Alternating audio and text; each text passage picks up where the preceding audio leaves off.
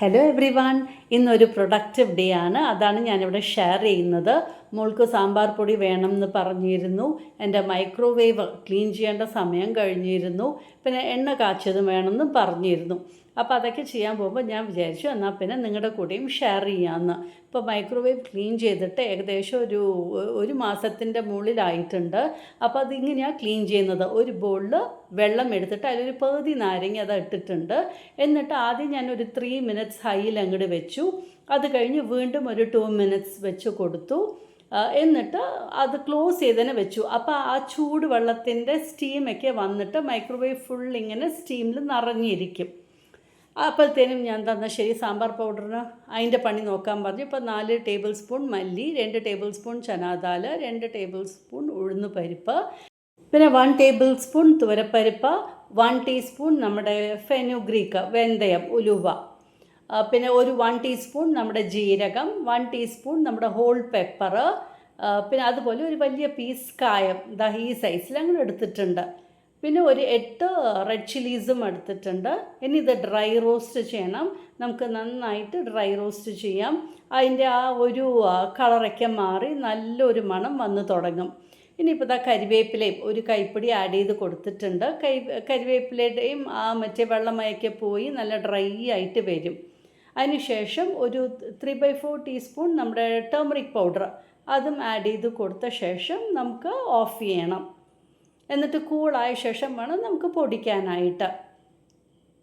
അപ്പോൾ നല്ല മണം വരുന്നുണ്ട് ഈ മസാലയ്ക്ക് ഇങ്ങനെ വറുക്കുമ്പോൾ തന്നെ. അപ്പോൾ ടേമറിക് പൗഡറും ആഡ് ചെയ്ത് കൊടുത്തു. ഇനി നമുക്കിത് കൂൾ ചെയ്യാനായിട്ട് മാറ്റി വയ്ക്കാം. ഇനിയിപ്പോൾ മൈക്രോവേവ് ക്ലീൻ ചെയ്യാനായിട്ട് പോവുകയാണ്. ഇപ്പോൾ കണ്ടില്ലേ സ്റ്റീമൊക്കെ വന്നിട്ടുണ്ട്. അപ്പോൾ നമുക്ക് തുടയ്ക്കാനും എളുപ്പമാണ് ഇങ്ങനെ സ്റ്റീം ഉണ്ടെങ്കിൽ. നല്ല ഒരു മൈക്രോ ഫൈബർ ക്ലോത്ത് വെച്ചിട്ട് ക്ലീൻ ചെയ്യുകയാണെങ്കിൽ സൂപ്പറായിട്ട് ക്ലീൻ ചെയ്തിട്ട് വരും. ഇപ്പോൾ വെള്ളം മാറ്റിയ ശേഷം നമുക്ക് ഈ ട്രേയിൽ മുഴുവൻ ഇങ്ങനെ പൊടിയൊക്കെ ഉണ്ട്. അത് വൃത്തിയിൽ കഴുകിയെടുക്കാം. അപ്പോൾ അത് ഗ്ലാസ് ട്രേ ആണ്. അപ്പോൾ സൂക്ഷിച്ച് വേണം കഴുകാനും. ഇനിയിപ്പോൾ ഈ മൈക്രോ ഫൈബർ ക്ലോത്ത് വെച്ചിട്ട് നമുക്ക് വൃത്തിയിലൊന്ന് തുടച്ചെടുക്കാം. കണ്ടില്ലേ സൂപ്പറായിട്ട് ക്ലീനായിട്ട് വന്നിട്ടുണ്ട്. ഇനിയിപ്പോൾ എണ്ണ കാച്ചാൻ പോവാണ്. അതിനിപ്പോൾ ആലോവേറ ഒരു 3 സ്റ്റെം എടുത്തിട്ട് വന്നിട്ടുണ്ട്.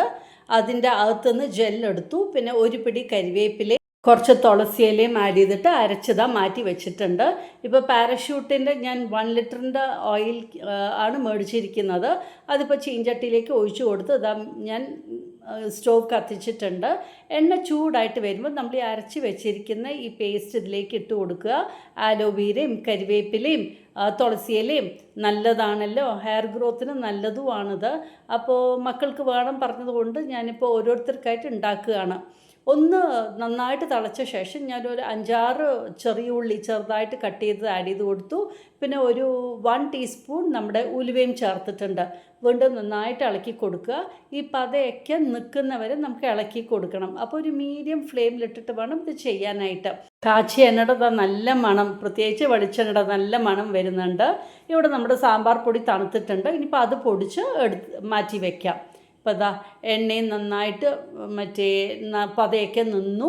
നന്നായിട്ട് നമുക്ക് കാച്ചി എടുത്തിട്ടുണ്ട്. ഇനി ആറിയ ശേഷം നമുക്ക് ഫിൽട്ടർ ചെയ്ത് ബോട്ടിലാക്കിയാൽ മതി. അപ്പോൾ ഇന്നത്തെ ദിവസം ഞാൻ എൻ്റെ മൈക്രോവേവും വൃത്തിയിൽ ക്ലീൻ ചെയ്തു. പിന്നെ മക്കൾക്ക് വേണ്ടി സാമ്പാർ പൗഡറും റെഡിയാക്കിയിട്ടുണ്ട്. അതപ്പോൾ പേപ്പറിൽ വിരിച്ചിട്ടിട്ടുണ്ട്.